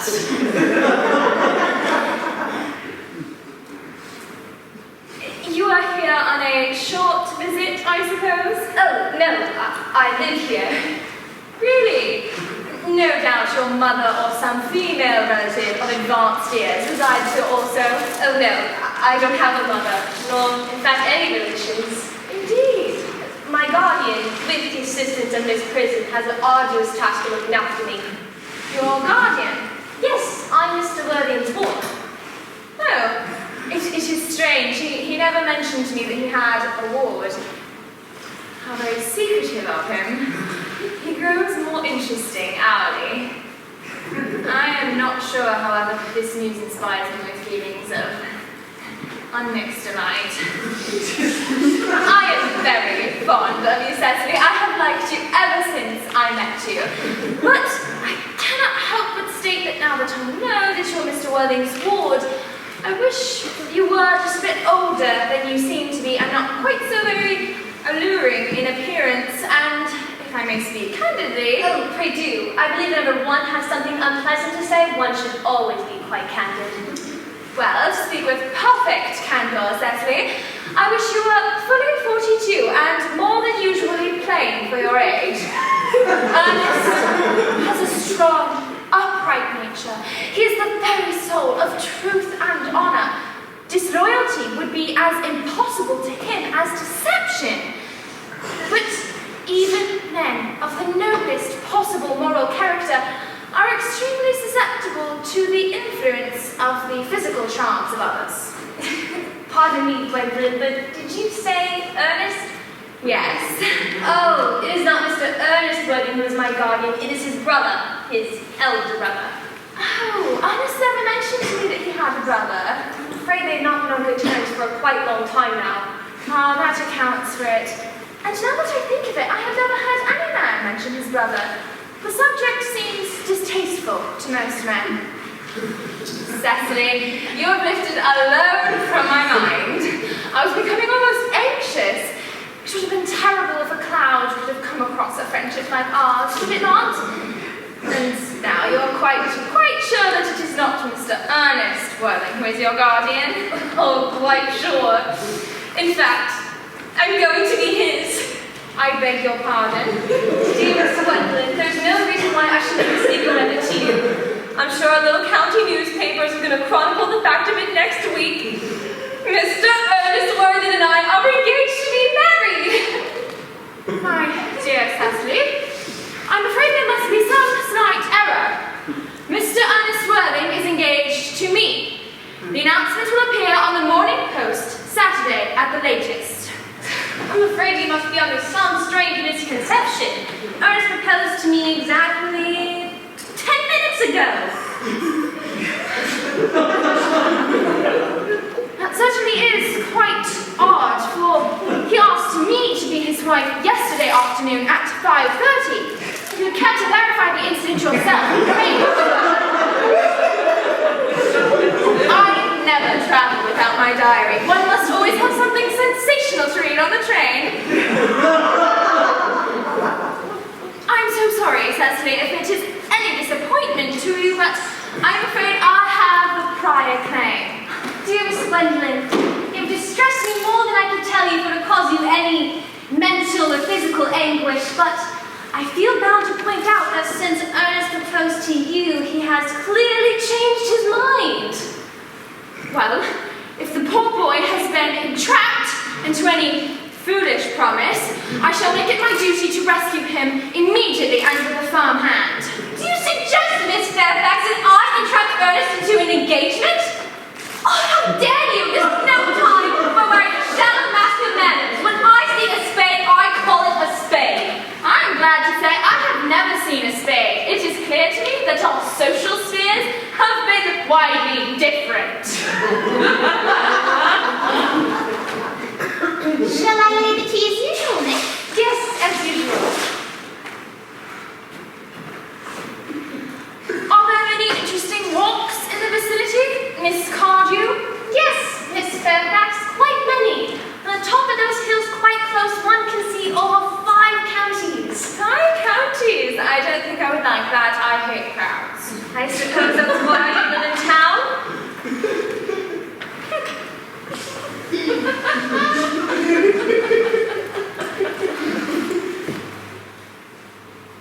Quite a well-kept garden you have here, Miss Cardew.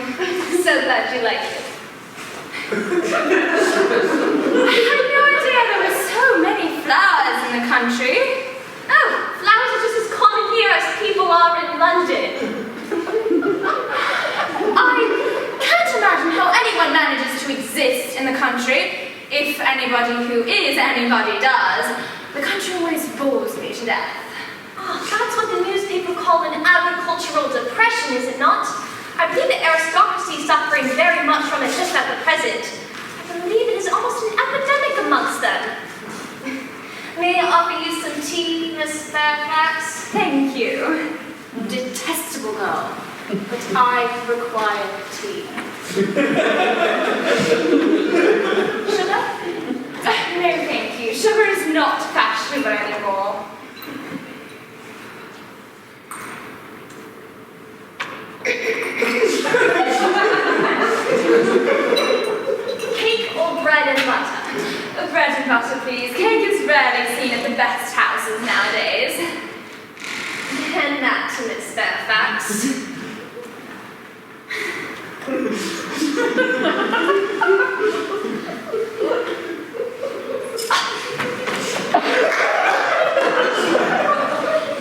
You have filled my tea with lumps of sugar, and although I asked most distinctly for bread and butter, you have given me cake. I am known for the gentleness of my disposition and the extraordinary sweetness of my character, but I warn you, Miss Poddew, you may go too far. To save my innocent, trusty boy from the machination of any other girl, there are no lengths to it I would not go. From the moment I met you, I distrusted you. I felt that you were false and deceitful. I am never deceived in such matters. My first impressions of people are invariably right. Well, it seems to me, Miss Fairfax, that I am trespassing on your valuable time. No doubt you have other calls of similar character to make in the neighborhood. My own Earnest. Gwendolyn, darling. Moment. Can you tell me, are you engaged to be married to this young lady? To dear little Cecily? Of course not. What could have put such an idea into your pretty little head? Thank you, you may. Oh, I know there must have been some misunderstanding, Miss Fairfax. That man whose arm is present around your waist is my guardian, Mr. John Worthing. I beg your pardon. This is Uncle Jack. Jack? Oh, here is Ernest. My own love. A moment, Ernest. May I ask, are you engaged to be married to this young lady? To what young lady? Good heavens, Gwendolyn. Yes, to good heavens, Gwendolyn. I mean to Gwendolyn. Of course not. What could have put such an idea in that pretty little head? Oh, thank you, you may. I felt there must be some slight error. This gentleman who is now embracing you is my cousin, Mr. Algernon Moncrief. Algernon? Are you really called Algernon? I cannot deny it. Is your name really John? I could deny it if I liked. I could deny anything if I liked. But my name is certainly John. It has been John for years. Gross deception has been practiced on the both of us, dear Gwendolyn. Oh, my poor wounded Cecily! Sweet old Gwendolyn! Sister, won't you? There's just one question I'd like to be allowed to ask my guardian. An admirable idea. Mr. Worthing, there is just one question I would like to be allowed to put to you. Where is your brother, Earnest? We are both engaged to be married to your brother, Earnest, so it is a question of some importance to us to know where your brother, Earnest, is at the present. Gwendolyn, Cecily, it is very painful for me to be forced to speak the truth. It is the first time in my life that I have ever been reduced to such a painful position.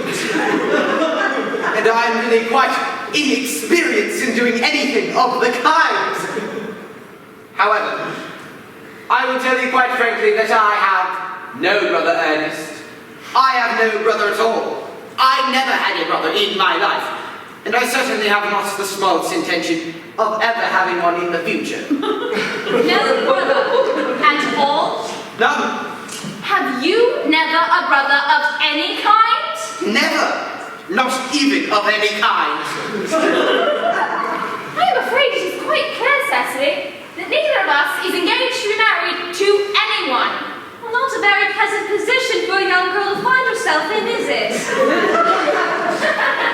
Let us go into the veranda. They will hardly venture to come after us there. No, men are so cowardly, aren't they? This ghastly state of things is what you call bunburying, I suppose.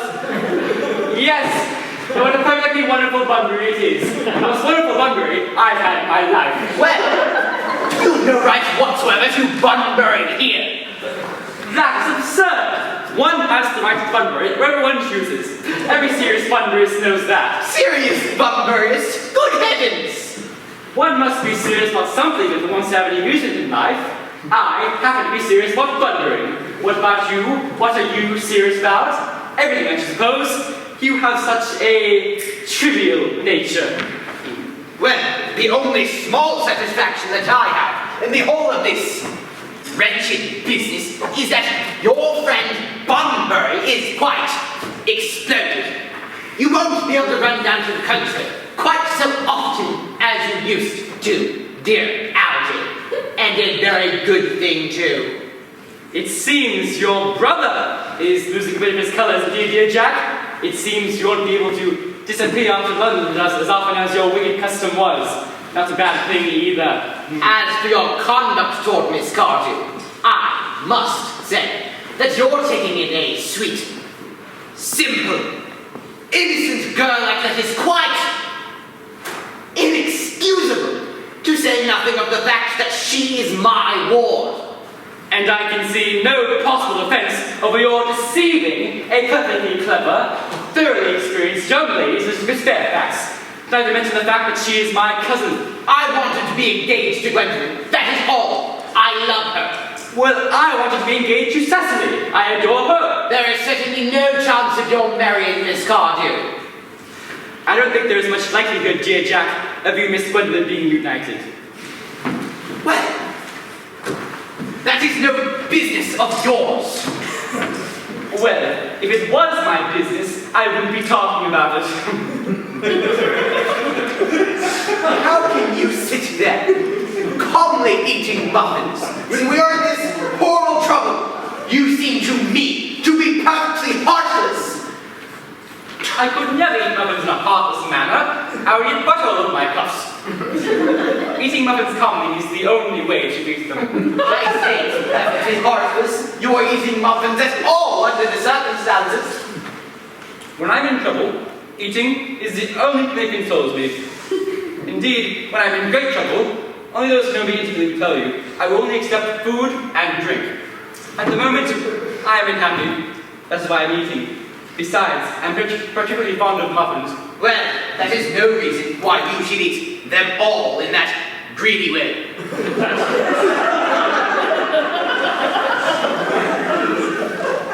I'd much rather have you eat the tea cake instead. I'm not very fond of tea cake.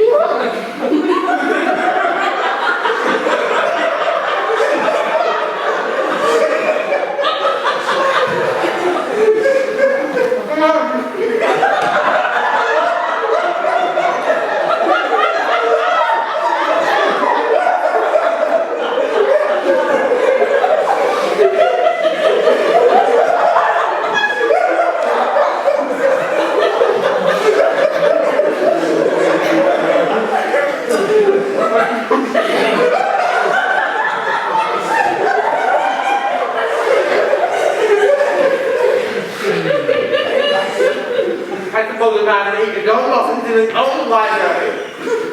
But you just said it was perfectly hard to eat them. I never must talk because of you under the circumstances.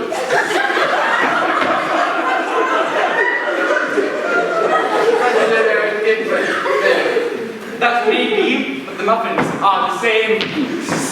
What are they doing? They appear to be eating muffins?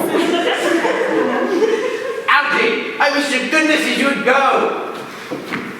You can't possibly ask me to leave without serving me dinner. It's absurd. I never leave anywhere without having my dinner. Nobody ever does besides vegetarians and people like that. Besides, I have already arranged with Dr. Charlesville for an important christening at 6:15 under the name of Earnest. My dear fellow, the sooner you give up that nonsense, the better. I made arrangements this morning with Dr. Charlesville to be christened myself at 5:30, and I naturally will take the name of Earnest. Gwendolyn would wish it. We can't both be christened Earnest! That is absurd! Besides, the perfect right to be christened if I liked. There is no evidence at all that I have ever been christened by anybody. I should think it extremely probable I never was. And so does Dr. Chasuble. It is entirely different in your case. You have been christened already. Yes, but I have not been christened for years. Yes, but you have been christened. That is the important thing. So I know my constitution and standards, but what of yours? If you are still unsure about having ever been christened, I think it's most dangerous your venture on it now. It might make you most unwell. You can hardly have forgotten an important member of your family recently passed away in Paris due to a severe chill. Yes! But you said yourself that his severe chill was not hereditary.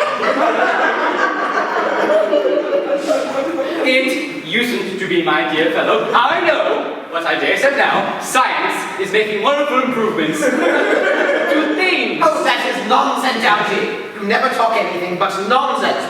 Jack, again with the muffins. I told you I was particularly fond of them, and there are only one left. But I hate vegan. Why on earth, then, do you allow tea cake to be served to your guests?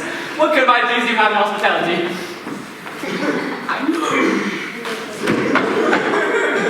Algernon, I've already told you to go. I don't want you here. Why don't you go? I haven't quite finished my tea yet. Besides, there's still one muffin left in the...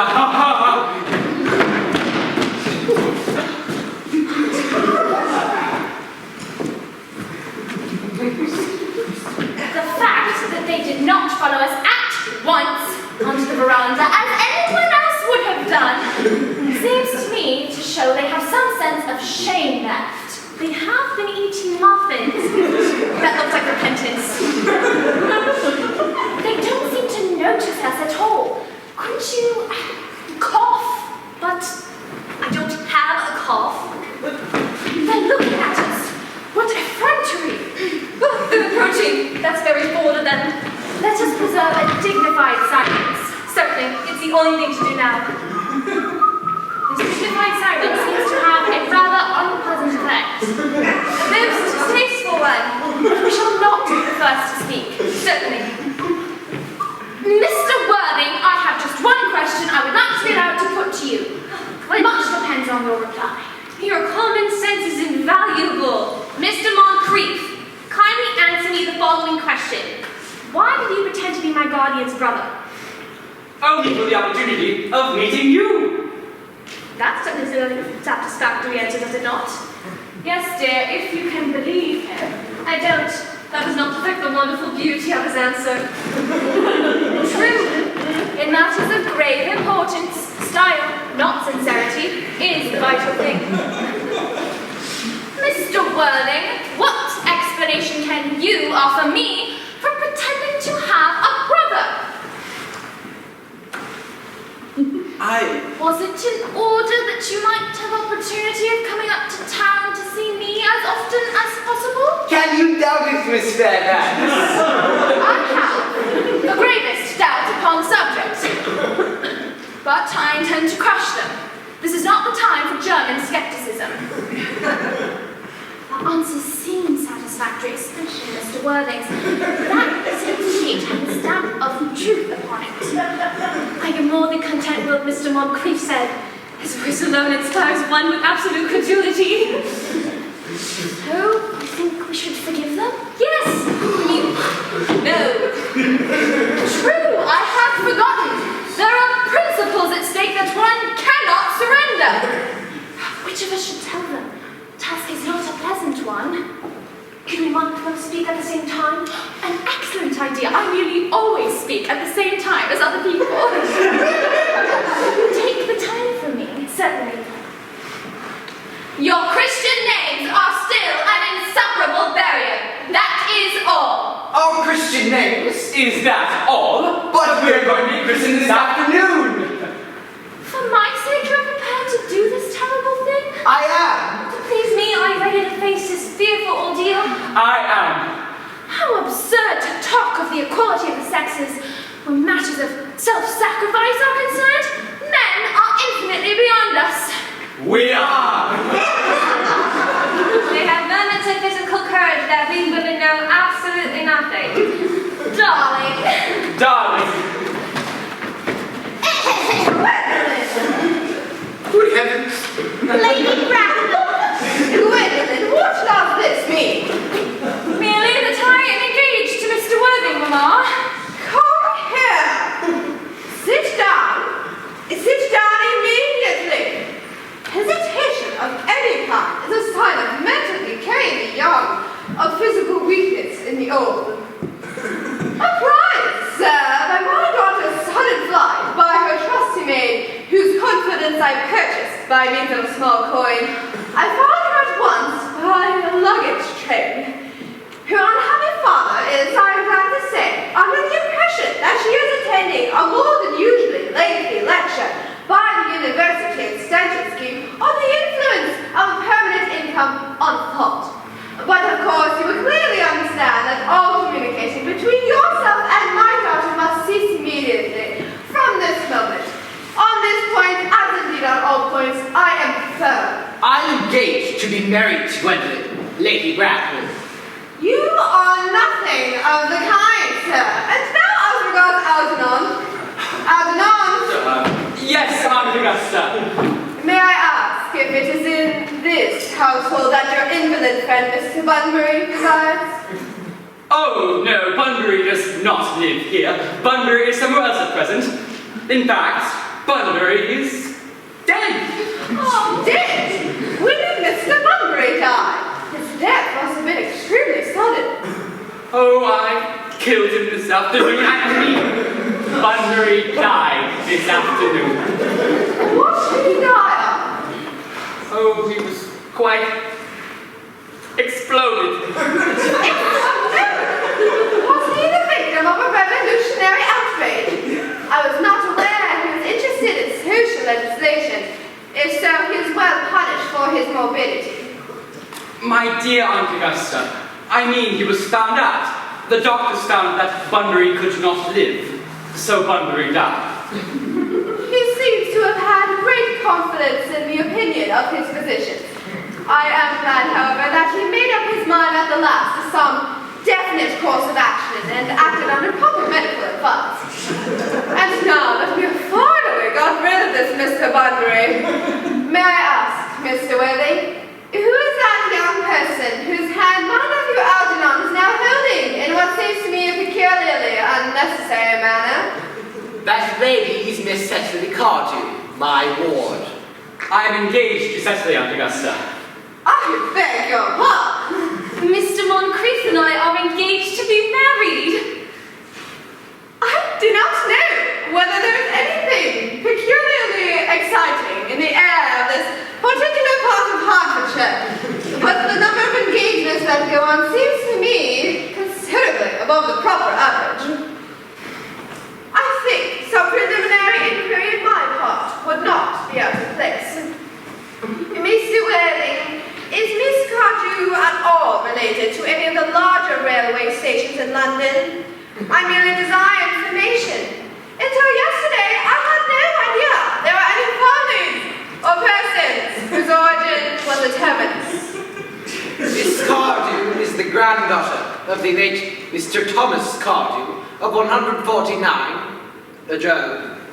Southwest, Jervis Park, Dorking, Surrey, and Sporran, Fifeshire, North Back. That sounds not unsatisfactory. 3 addresses always inspire confidence, even in tradesmen. But what proof do I have of their authenticity? I have carefully preserved the court's guides of the period. They're open to your inspection, Lady Bracknell. I have known strange errors in that publication.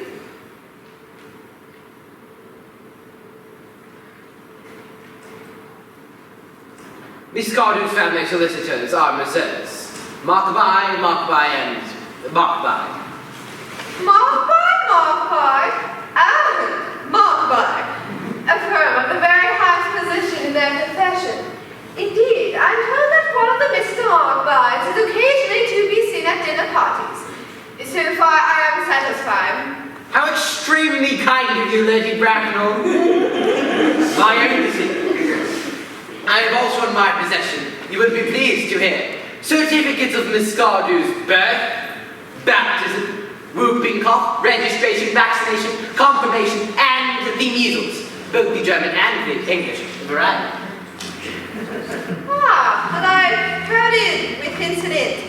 I see, though perhaps somewhat too exciting for a young girl. I am not myself in favor of premature experiences. Come, dear, we have not a moment to lose. As a matter of form, Mr. Worthing, I had better ask if Miss Cardew has any little fortune.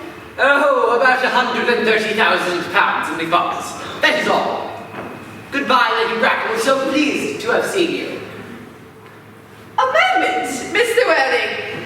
£130,000. And in the funds. Miss Cardew seems to me a most attractive young lady now that I'm compare. Few girls on the present day have any really solid qualities. Any qualities that last and improve with time. We live, I regret to say, in an age of surfaces. Come over here, dear. Pretty child, your dress is sadly simple, and your hair seems almost as nature might have left it. But we can soon alter all that. A thoroughly experienced French maid produces a really marvelous result in a very brief space of time. Indeed, I remember recommending one to young Lady Lansing, and after 3 months, her own husband did not know her. And after 6 months, nobody knew her. Kindly turn back, sweet child. You know, deciding is what I want. Yes, quite as I expected. There are distinct social possibilities in your profile. The two weak points in our age are as want of principle and as want of profile. In the chin, a little higher there. Style largely depends on the way the chin is worn. They are worn very high just at present. Algernon. Yes, Aunt Augusta? There are distinct social possibilities in Miss Cardew's profile. Cecily is the sweetest, dearest, prettiest girl in the whole world. I can give 2 pence about social possibilities. Never speak disrespectfully of society, Algernon. Only people who can't get into it do that. Come, dear, you must know that Algernon has nothing but his debts to depend upon. But of course, I do not approve of mercenary marriages. When I married Lord Bracknell, I had no fortune of any kind. But I never dreamed for a moment of allowing that to stand in my way. Well, I suppose I must give my consent. Thank you, Aunt Augusta. You may kiss me, Cecily. Thank you, Lady Bracknell. You may also address me as Aunt Augusta for the future. Thank you, Aunt Augusta. The marriage, I think, had better take place quite soon. Thank you, Aunt Augusta. Thank you, Aunt Augusta. To speak frankly, I am not myself in favor of long engagements.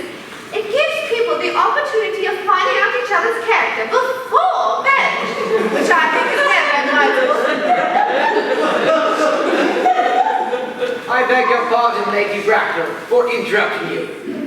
But this engagement is quite out of the question. I am Miss Cardew's guardian, and she cannot marry without my consent until she comes of age.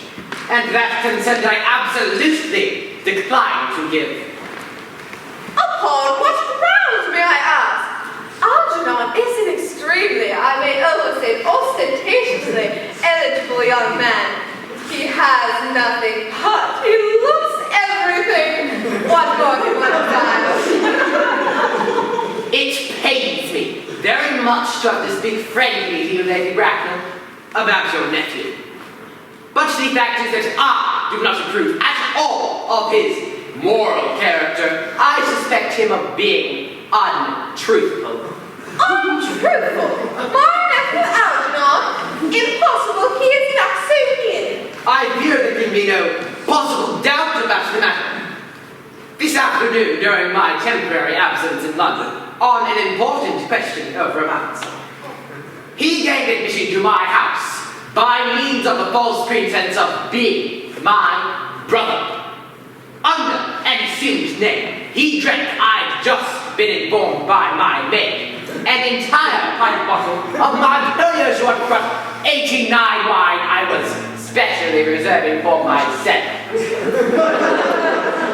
Continuing his disgraceful deception, he succeeded in the course of the afternoon in alienating the affections of my only ward. He subsequently stayed to tea and devoured every single muffin. And what makes his conduct all the more heartless is that he was purposely well aware from the first that I have no brother.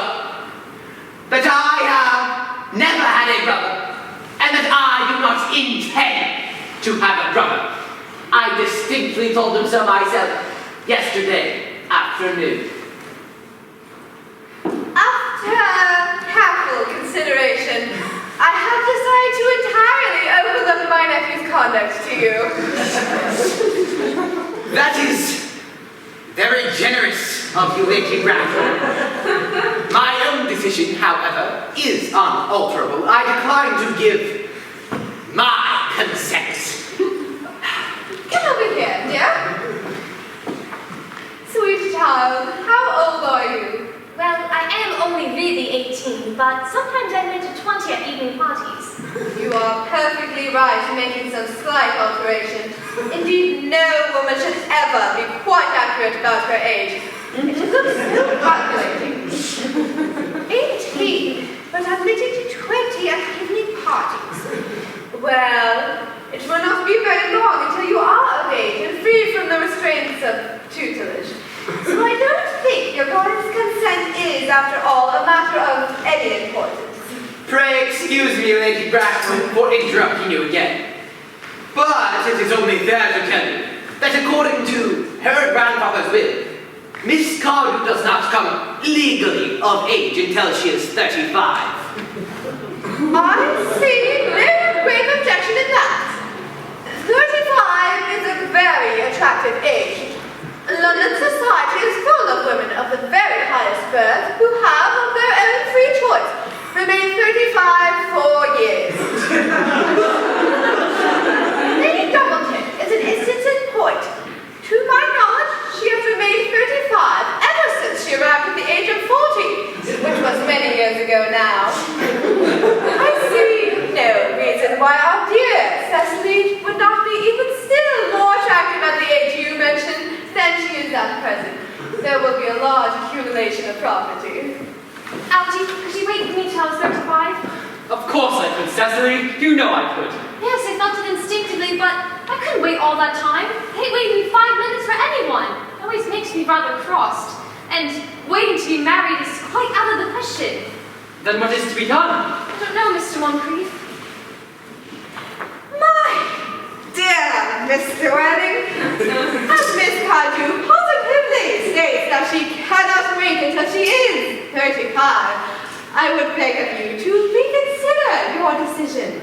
But my dear Lady Bradford, the matter is entirely in your own hands. The moment you consent to my marriage with Gwendolyn, I will most gladly allow your nephew to form an alliance with my ward. You must know that what you propose is out of the question. Then the passionate celibacy is all that any of us can look forward to. What's the destiny I propose for Gwendolyn? Algernon, of course, can choose for himself. Come, dear, we have missed 5, if not 6 trains already. To miss any more might expose us to comment on the platform. Everything is quite ready for the christenings. The christening, sir, is not that somewhat premature. These gentlemen have expressed a desire for immediate baptism. At their age, the idea is grotesque and irreligious. Algernon, I forbid you to be baptized. I will not hear of such excesses. Lord Bracknell would be highly displeased if he learned that that was the way in which you wasted your time and money. Am I to understand that there are to be no christenings at all this afternoon? afternoon. I don't think that, as things are now, it would be of much practical value to either of us, Dr. Chasuble. I'm grieved to hear such sentiments from you, Mr. Wilde. They savor the heretical views of the Anabaptists. Views that I've completely refuted in 4 of my unpublished sermons.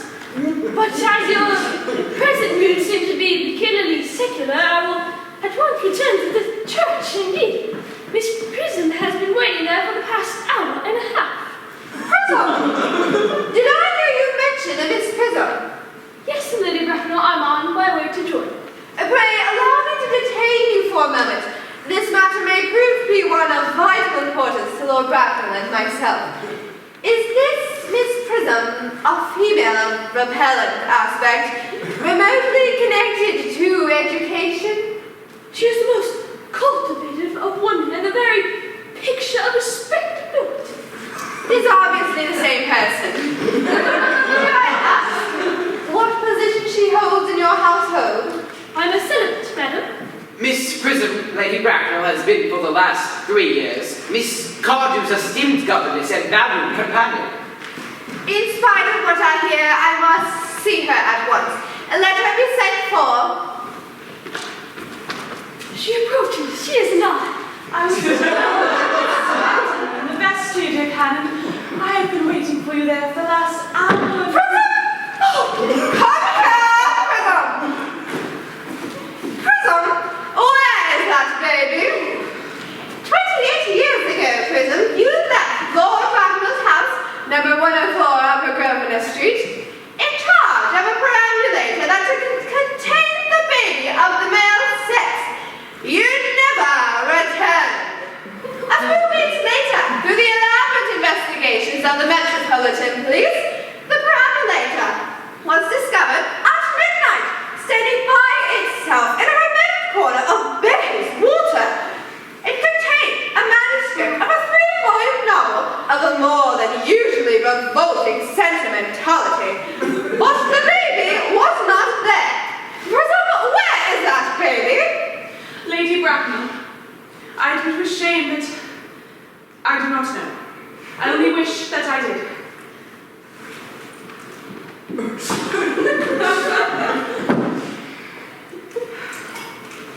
The plain facts of the case are these. On the morning of the day you mentioned, a day that is forever branded in my memory, I prepared as usual to take the baby out in its perambulator. I had also with me an old but capacious handbag, into which I had intended to place the manuscript of a work of fiction which I composed during my few unoccupied hours. In a moment of mental abstraction, for which I could never forgive myself, I deposited the manuscript in the bassinet and placed the baby in the handbag. But where did you deposit the handbag? Do not ask me, Mr. Worthing.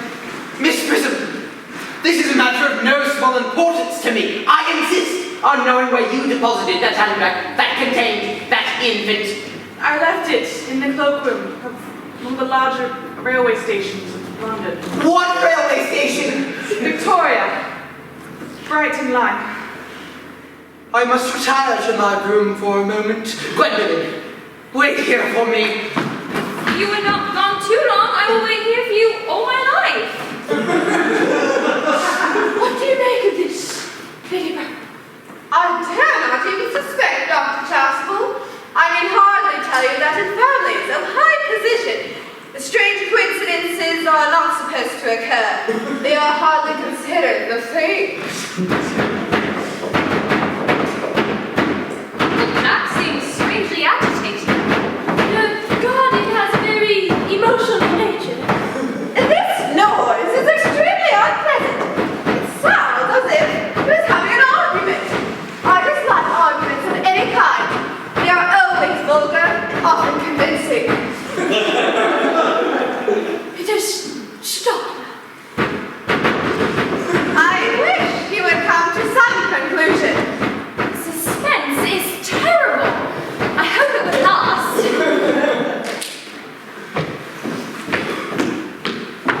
Is this the handbag, Miss Prism?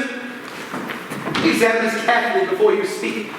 The happiness of more than one life depends on your answer. It seems to be mine. Yes, here's the injury it received in the upsetting of a Gower Street omnibus in younger and happier days. Here is the stain on the lining caused by an explosion of a temperance beverage, an incident that occurred at Leamington. And here on the lock are my initials. I had forgotten that in an extravagant mood I had them placed there. The bag is undoubtedly mine. I am delighted to have it so unexpectedly restored to me. It has been a great inconvenience being without it all these years. Miss Prism, more is restored to you than that handbag. I was the babe you placed in it. You? Yes! Then there is the lady who can tell you who you really are. Lady Bracknell, I hate to seem inquisitive, but would you please inform me who I am? I am afraid that the news I have to tell you will not altogether please you. You are the son of my poor sister, Mrs. Moncrief, and consequently, Algernon's elder brother. Algy's elder brother? Then I have a brother after all! I knew I had a brother! Cecily, how could you have ever doubted that I had a brother? Dr. Chotherwell, my unfortunate brother! Miss Prism, my unfortunate brother! Gwendolyn, my unfortunate brother! You young scoundrel Algy, you have got to treat me with more respect in the future. You have never treated me like a brother in all your life. Not till today, old boy, I admit. I did my best, though it's been out of practice. Oh, my own one! But what are you? What is your Christian name, now that you've become someone else? Good heavens, I had quite forgotten that point. Your decision on the subject of my name is irrevocable, I suppose. I never change, except in my affections. Oh, what a noble nature you have, Gwendolyn! Well, then the question had better be cleared up at once. Aunt Augusta, a moment please. At the time when Miss Prism left me in that handbag, had I been christened already? Every luxury that money could afford, including christenings, was lavished upon you by your fond and doting parents. Then I was christened. That is settled. Now, what name was I given? Let me know the worst. Being the eldest son, you were naturally christened after your father. Yes, but what was my father's Christian name? I cannot at the present moment recall what the general's Christian name was, but I have no doubt he had one. He was eccentric, I admit, but that was in later years, and due to the Indian climate, marriage, indigestion, and other things of that sort. Algy, can't you recollect what her own father's Christian name was? My dear boy, we were never on speaking terms. He died before I was a year old. His name would appear in the army lists of the period, Aunt Augusta. The general was essentially a man of peace, except in his domestic life. But I have no doubt his name would appear in any of the military directories. The army list of the last 40 years of here. These delightful records should have been my constant study.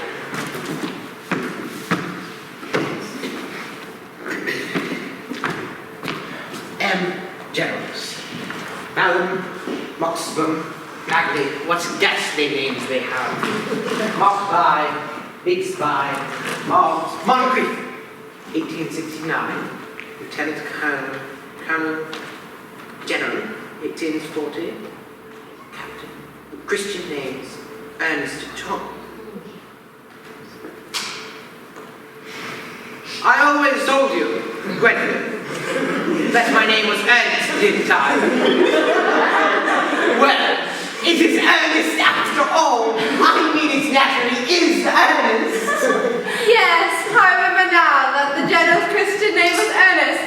I knew I had some particular reason for disliking the name. My own Ernest. I knew from the first you could have no other name. Gwendolyn, it is a very painful thing for a man to find out suddenly that all his life he has been speaking nothing but the truth. Can you forgive me? I can, for I feel you are sure to change. My own one. Laetitia, Frederick, at last! Cecily, at last! Gwendolyn, at last! My nephew, you seem to be displaying signs of triviality. On the contrary, Aunt Augusta, I've now realized, for the first time in my life, the vital importance of being earnest.